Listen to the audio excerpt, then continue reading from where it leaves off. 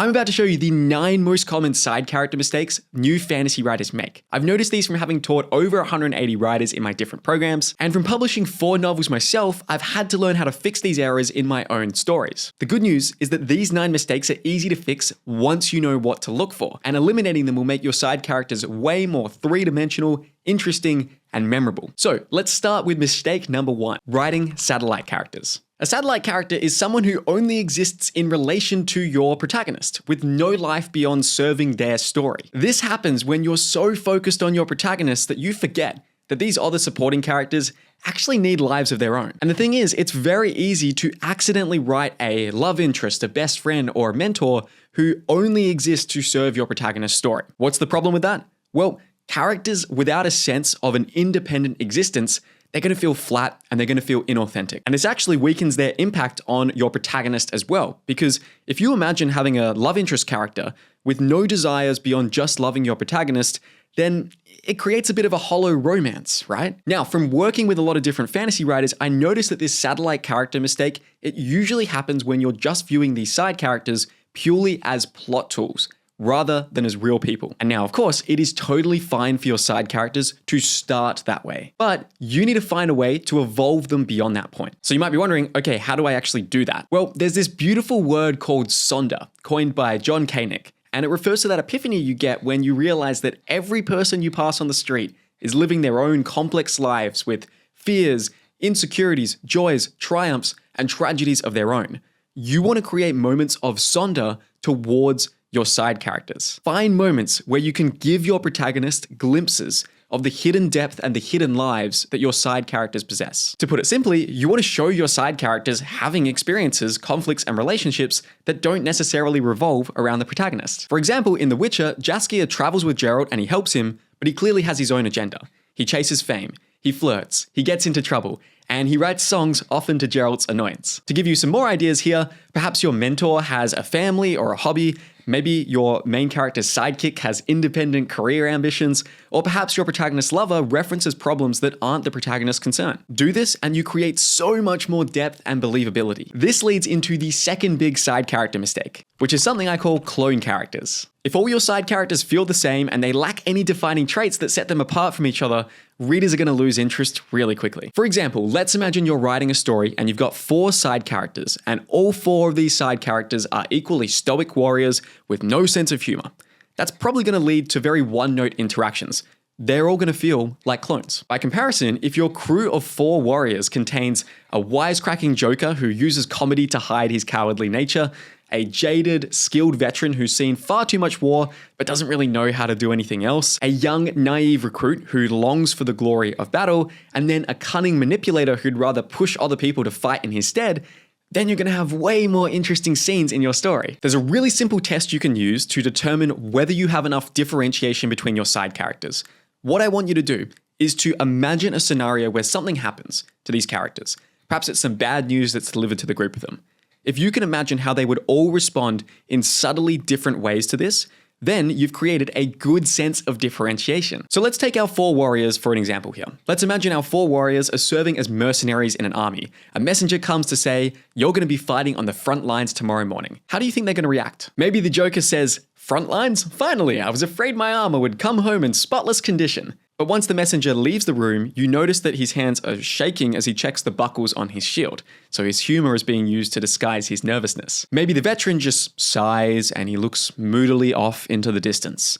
He has enough experience to know the inevitable bloodshed that is coming, but he also knows there's nothing he can do to change it. So he has quite a defeatist tone towards this. Maybe the young, naive recruit, he grabs the messenger's hands and he thanks him profusely. What a glorious opportunity you've given me, my good sir, he says. I won't let the captain down. And then lastly, maybe the cunning manipulator, he slinks off to make some deal with the enemy so that the fight doesn't go ahead. Can you see here how even though these 4 characters are part of the same group, with the same role and the same goal, you can still build a lot of variation into how they react. And that's really the key to making your side characters feel distinctive. One tool that's useful for quickly building this sense of uniqueness amongst your side characters is the Enneagram. This is a personality framework that basically maps you into one of 9 core personality types, each based on different deepest fears, deepest desires, and patterns of behavior. Now, personally, I think there's sometimes a bit of pseudoscience to these different personality tools and that sort of thing, but it can be a really great way to understand why people act the way they do. And that's going to help you give your characters these layers of motivation.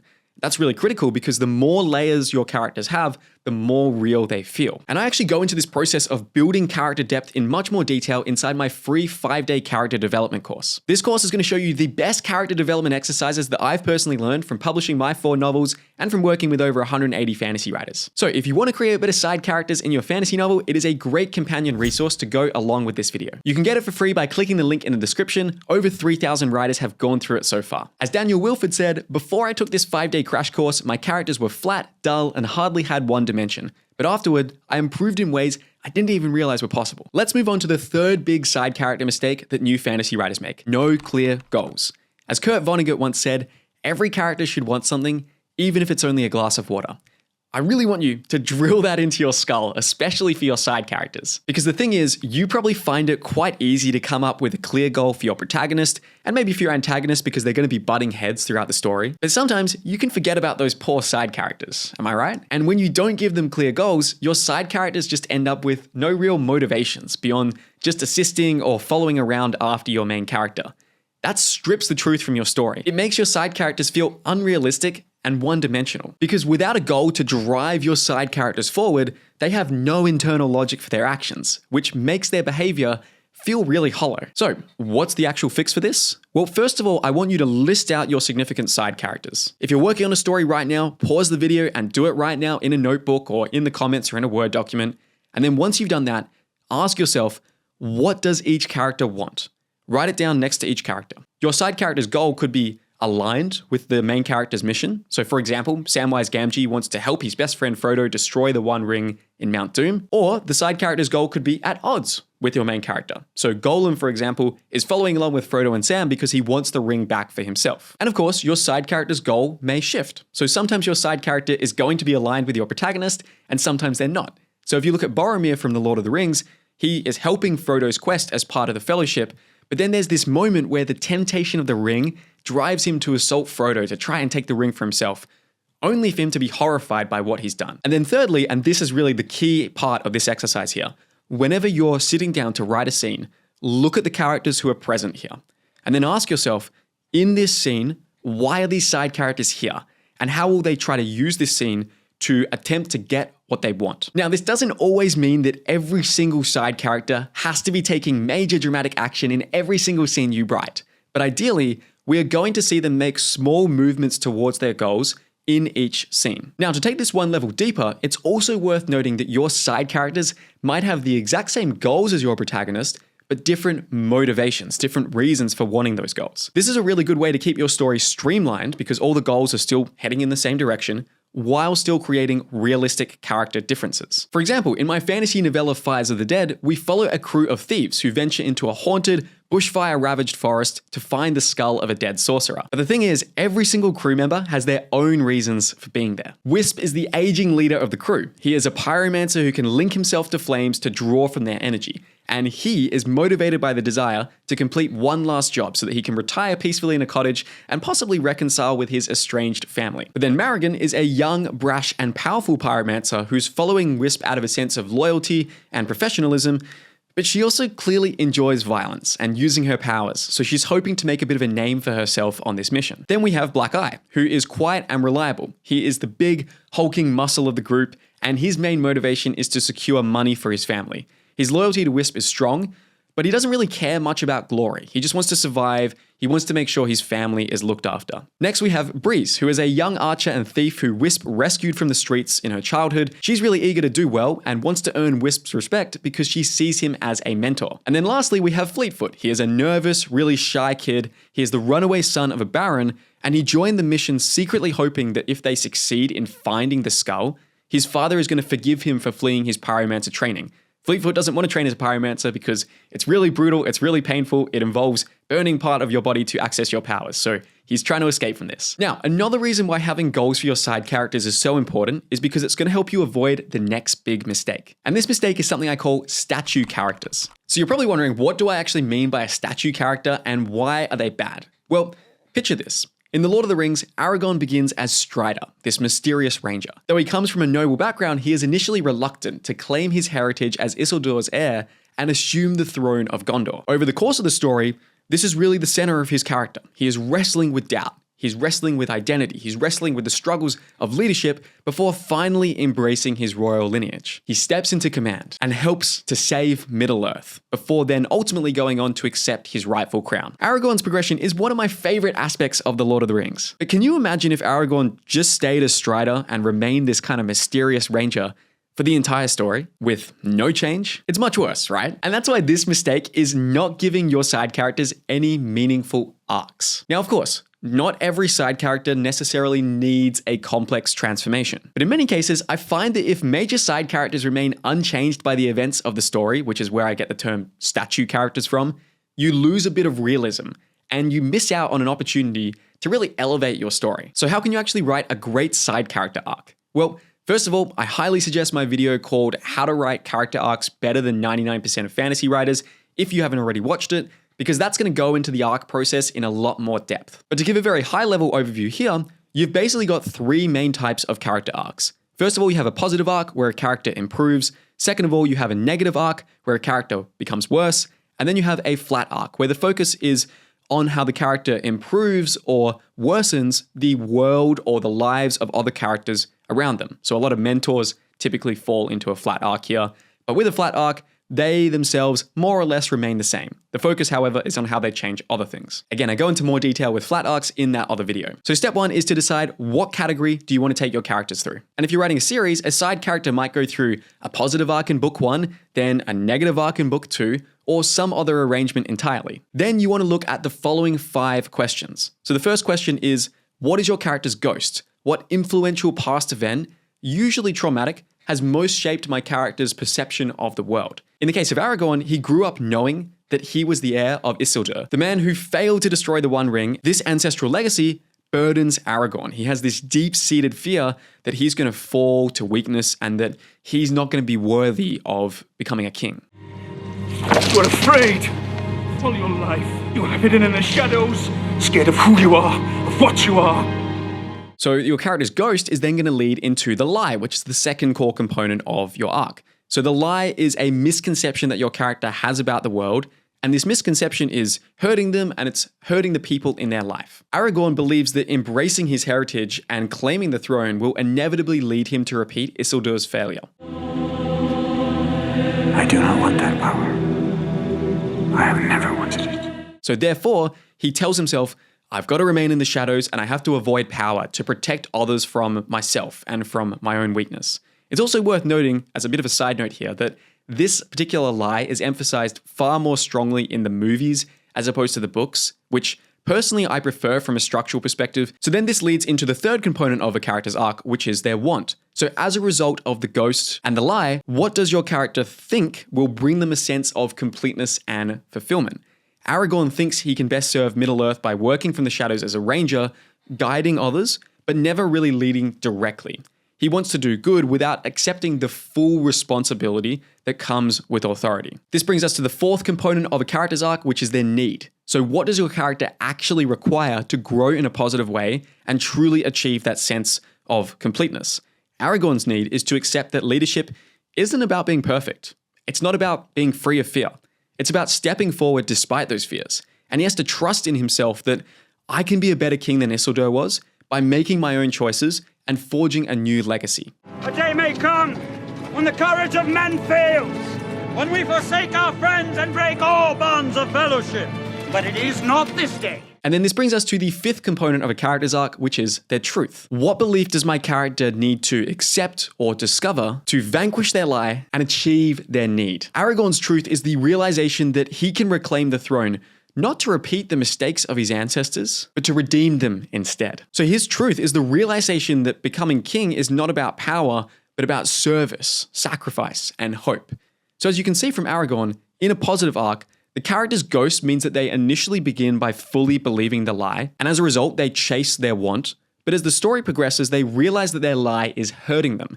So after much struggle and much internal grappling, they finally embrace the truth, and they let go of their want in order to gain their need. Of course, in a negative arc, you basically reverse what we've done here with a positive arc. So in a negative arc, at the start of the story, your character is going to believe the truth and they probably already have what they need. However, they become tempted by the lie. And so they begin to chase their want, ignoring their need. The lie begins to overtake the truth, and the want is too tempting, so they reject the truth, they abandon their need, and they fully embrace the lie and their want. This is the structure of every tragedy you've ever read. Now, there's a slightly advanced note here, and this is something where, what you're doing for a side character is a little bit different from what you might be doing for a main character. The nuanced note here is that you might actually have a side character who experiences a positive arc from their own perspective, but this positive arc could create conflict for your main character if their goals are misaligned. So even though it's a positive arc from the side character's perspective, it's bad for your main character. So on that topic, right now, you might actually be wondering, what are the big differences to keep in mind when I'm writing a side character's arc compared to a main character's arc? Is there a difference, or do I need to treat them exactly the same? Well, the biggest one to start with is you're probably going to get less time and space to develop a side character's arc, depending on their proximity to your main character. If they're at your main character's side throughout the entirety of the story, like Ron and Hermione usually are with Harry, then that's great. You're going to have a lot of scenes where you can subtly inch them towards their transformation. But if they're going to be off screen for big parts of the story, then you really have to make sure that the few times we see these side characters, they are making big, distinctive choices that lead them to a lot of progression. Or you're putting a lot of pressure on them in those small moments that kind of justifies dramatic change. You might also be thinking, Jed, do I need to come up with a character arc for literally every single side character in my story? Absolutely not. Trying to build character arcs for every single supporting character, it's just going to drive you crazy. Like, you can try it if you want, but it's probably going to drive you crazy. However, you certainly want to be considering the arcs for the characters who are immediately surrounding your protagonist. And even for those characters who are a little bit further out from my protagonist, an exercise I've done myself is to still answer those 5 core questions, even if I don't plan to take these characters through a full arc in the story. Just having those 5 elements there, it gives me the option of maybe taking them through a full arc further down the line. That might be during the revision process, or it might be in the 2nd or 3rd book in a series. Now, before you go off and flesh your side characters' arcs out in more detail, it is so crucial that you avoid the next side character mistake, which is something I call a thematic glitch. So what's a thematic glitch, and why is it such a huge problem? Well, let's imagine that you're writing a political fantasy story. It's about a bunch of characters all scrambling to claim the throne. Your story's theme might be that everyone secretly craves power, even if they aren't bold enough to admit it. But then you might have a side character, and their theme is simplicity is the key to happiness. So while your main characters are busy scheming and climbing and backstabbing each other and pulling off these political machinations, this side character, they're off homesteading in the woods like it's a cozy slice of life story. You have just created a thematic glitch. And this is going to fracture the emotional and philosophical undercurrent of your story, because instead of exploring your central moral question, this side character, it kind of feels like they've just wandered in from another book. Readers are going to think, why is this character even here? So how can you fix this problem? Well, you want to think about your story's cast as forming a character web, where each side character has their own stance on your core theme. Through doing this, they provide different types of pressure and influence on your protagonist. For instance, in our political fantasy example with the theme of everyone secretly craves power, even if they aren't bold enough to admit it, maybe you've got a courtier who is very honest about their craving for power. Then perhaps you have a priest who pretends to be all holy and spiritual, but secretly wants influence and moral control. And then lastly, maybe you have a mighty warrior who, despite being beloved by the commoners, refuses the chance to take the throne, showing opposition to that theme. By presenting all these different angles on your theme, your side characters provide various challenges or lessons to your protagonists. And that's really going to lead to a very integrated, cohesive, and complex story. The way you want to think about it is that each side character should be contributing to the thematic conversation that your story is having. If they don't do that, they're going to dilute the core ideas you're exploring. And speaking of dilution, this brings me to the next common side character mistake I often see, which is something I call cast creep. So this mistake happens when you just keep adding new side characters for different narrative purposes, and you accidentally end up with way too many side characters. The problem with this is that it overwhelms your readers and it makes it hard for them to keep track of everyone. And if you're feeling really called out right now by what I'm saying, then don't worry, this is very common. I've done it plenty of times myself. As with all of these mistake videos, it's really me ranting at my younger self. So how can you fix this? Well, when it comes to your side characters, please focus on quality over quantity. You've got to take a really hard look at your story and ask yourself, For this side character, if I took them out of the book, how would things actually be affected? If you can rip them out of your story and it doesn't change anything about your plot or about your main character's arc, then it's probably a good idea to remove them. Or at the very least, you might want to merge their role with another side character, which tends to be a really great way to fix cast creep. A few three-dimensional side characters is going to be so much better than a crowd of poorly developed ones. Which brings me to the next side character mistake. One-dimensional side characters. When you write your fantasy novel, you're probably thinking about your main character a lot. Makes sense, right? Like that's why they're the main character. And as a result, they probably feel fairly well developed and fairly realistic because you're just thinking about them all the time. But it's really, really easy to neglect your side characters. The easiest way to fix this is to do a contradiction study. This will massively improve the realism and depth of your characters, and if you do it in the way I'm about to show you, it's going to make your side characters feel really nicely integrated and cohesive with your protagonist as well. So what's a contradiction study? Well, a contradiction study looks at the elements that provide inner conflict within someone. Each contradiction creates a dimension. So if your character has 3 main contradictions, you can call them a 3-dimensional character. If they have 5 contradictions, then they're a 5-dimensional character, and so on. How do you actually go through this exercise? Well, first of all, take your main character. Yes, I know we're talking about side characters, but you need to start with your main character here for a reason I will explain later. Then what you want to be doing is listing out the major contradictions that exist within them. For example, if we take Darrow from the first Red Rising trilogy, which I just finished yesterday and I absolutely loved it, it was a fantastic story, his 7 main contradictions are, number 1, red versus gold. So this is an identity level conflict. In the sci-fi world of this story, society is segmented into different color-based castes, with gold at the top and red at the bottom. Darrow begins the story as an oppressed red miner, but after the tragic death of his wife, he disguises himself as a gold and infiltrates their training academy, planning to destroy them from within. However, as he pursues this revolutionary mission, he starts to feel a little bit torn between his loyalty to his red brethren and his newfound attachment to his gold friends. Which brings us to the second contradiction he has. He loves Io versus he loves Mustang. So initially he's married to Io, and it's her martyrdom that inspires Darrow to infiltrate Gold Society. But as he goes through this, he develops a bond with Mustang, who is actually the daughter of the governor who ordered Io's death. He feels torn between his love for his dead wife and his newfound love for Mustang. Darrow's third contradiction is calculating versus impulsive. So this is a temperament level contradiction.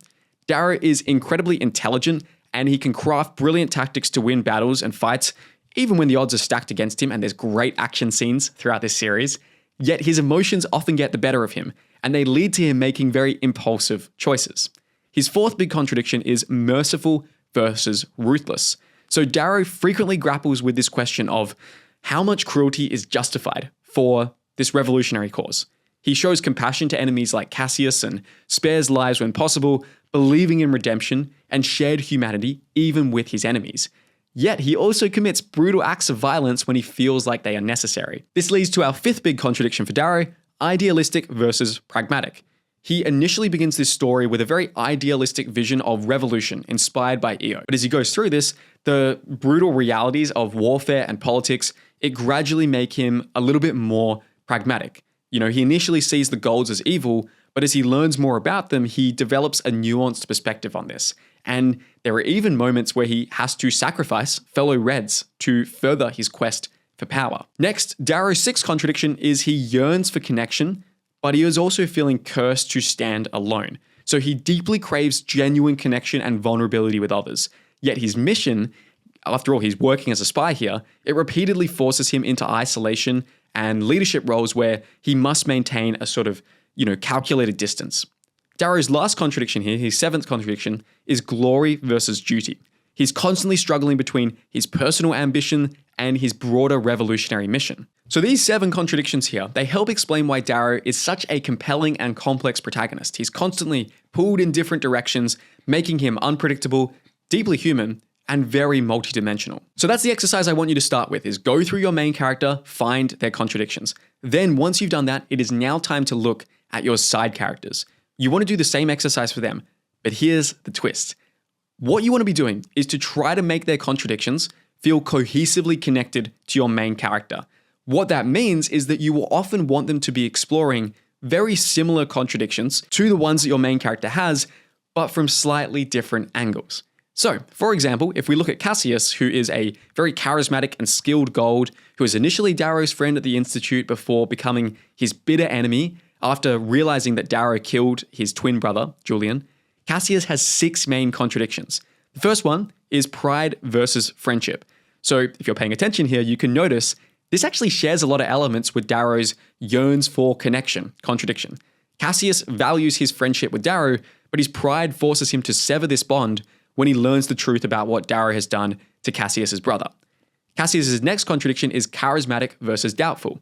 Very similarly to how Darrow hides his red identity, Cassius has to maintain this charming exterior that masks his vulnerabilities and doubts about the system he defends. Cassius's third big contradiction is honor versus survival. So very similar again, but slightly different to Darrow's idealistic versus pragmatic contradiction. Cassius really struggles between upholding his family's code of honor and making the necessary compromises and going into the moral gray areas that are needed to survive Gold politics. Cassius's fourth contradiction is vengeful versus merciful. So Cassius is really deeply driven for vengeance after Darrow kills his brother Julian, yet he shows surprising moments of mercy and restraint, suggesting a sort of hidden compassion beneath his warmth, even after everything Darrow has done to him. For instance, when Cassius sees Darrow being tortured in one scene, Cassius basically gives Darrow his cloak to cover him up and restore his dignity, even though they are ostensibly enemies in this moment. Cassius's fifth contradiction is loyal versus independent. So Cassius, he's raised with very intense expectations of family loyalty, and initially he's adhering very strictly to his family's expectations. Yet throughout the series, he learns to forge his own identity, independent of family pressures, ultimately choosing personal integrity over blind loyalty. And then his last main contradiction here is romantic idealist versus hardened realist. He's often driven by these very romantic notions of nobility, honor, and heroism. Yet very bitter experiences and betrayals and losses,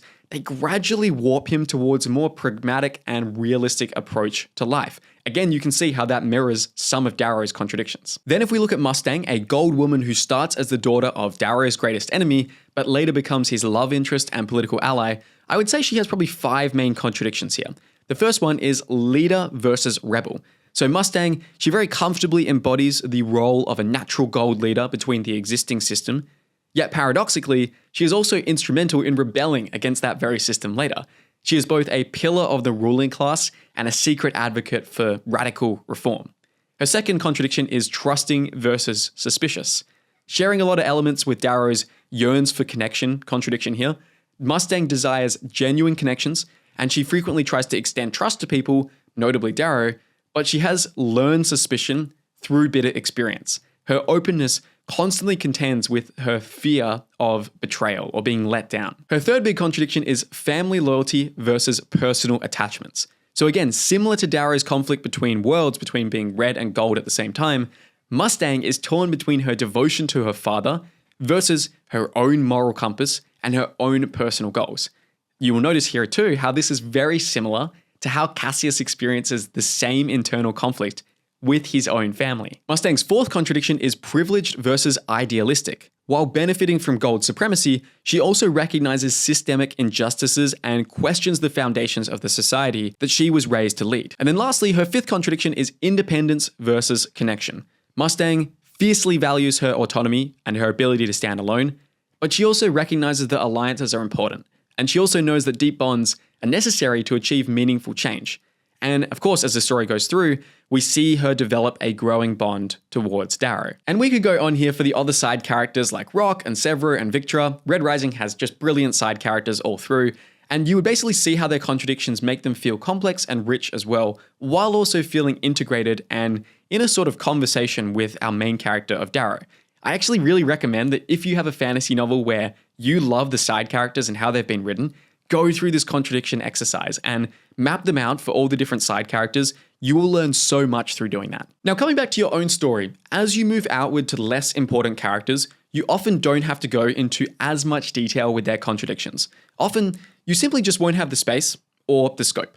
So 1 to 2 distinctive contradictions are often enough to make your more minor side characters come to life. I actually go through the process of finding your character's contradictions in much more detail inside that free 5-day character development course I mentioned earlier. So once again, click the link in the description below if you want to get access to that. Now, the next big side character mistake almost sounds a little bit counterintuitive, but it's one of the big ways where you have to treat side characters a little differently from your main character. And that's because this next mistake is overshadowing the protagonist.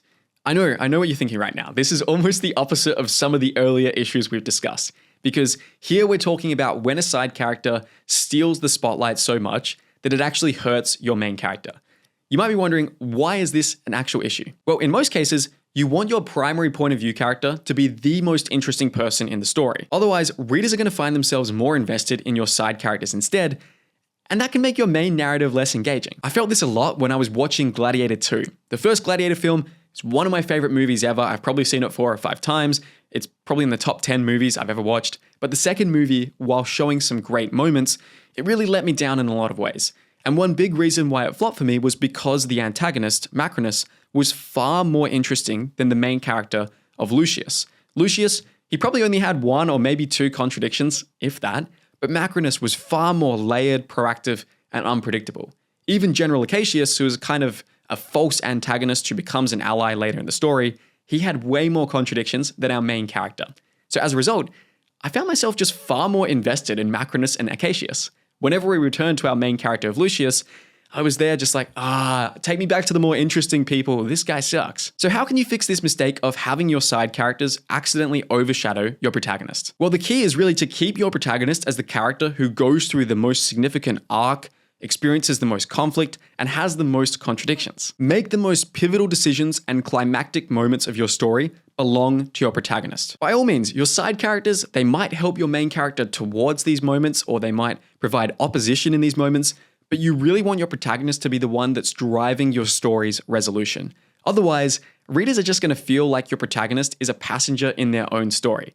Now, of course, there are always exceptions to the rules I talk about in this video. There's no real rules when it comes to writing anyway, because you might actually want to create that effect of your main character feeling like a passenger. Stories like Sicario or No Country for Old Men, which are both movies I absolutely love, they pull off a really good sort of twist of having an ending that shows that the main character was a side character all along, particularly Sicario. But in most cases, and in most stories you're writing, you really want your protagonist to be the one who is solving the climax. And then on the opposite side to your climax, this brings me to the next big side character mistake I often see: weak introductions. Now, I probably don't need to tell you how important a character's introduction is. I've made videos about how to start your fantasy novel off on a good note before, but especially with side characters, it is so critical to give them a memorable first impression, even more so than your protagonist. Because the thing is, we're going to be with your protagonist for the whole story, which means sometimes you can take a little bit more time for us to get to know your protagonist and how they operate. But when we meet a side character, we usually have a much more limited time frame. So how can you actually write great introductions? Well, you want to introduce a major side character with a strong characteristic moment. A characteristic moment happens when a character does something that immediately reveals their core traits and personality, their unique qualities, their flaws, and their goals. In other words, it gives you a kind of instant snapshot of who this person is. Here are 3 effective techniques to do this well. The first technique is to start with action first and description second. Don't start by telling us what this side character looks like, actually show them in motion. Consider these 2 character introduction examples I'm about to give you. Here's number 1. Captain Lauren was a brutish, broad-shouldered man with graying hair and a weathered uniform. Okay, here's example number 2. Captain Lauren kicked the door open, tossed the severed head of the soldier onto the war table, and said, "There's your rat problem solved." See how much more effective it is to lead with action? The second example shows us who Lauren is because actions speak far louder than words. We're showing, we're not telling. It's a distinctive way to make a character's entrance, and you can then of course fill in what he looks like in the next few paragraphs. The second useful technique for introducing your side characters with a characteristic moment is to introduce them with conflict. One of the fastest ways to make a side character instantly memorable is to put them in friction with someone else right away, especially your main character. For example, if your protagonist walks into a war room and every soldier stands up to salute them, but one guy just leans back in his seat and yawns, you've told us so much more about that character. You've created a highly distinctive characteristic moment. And then this brings me to the third useful technique here, which is to use the 99% rule. If you can show your side character making a choice that 99% of other characters would not make in a similar situation, then they're going to feel so much more fresh, and unique. Okay, so now that you know the most common side character mistakes to avoid, you might want to watch this video over here where I break down the 10 most common main character mistakes that new fantasy writers make, along with how to fix them. Keep writing and keep striving.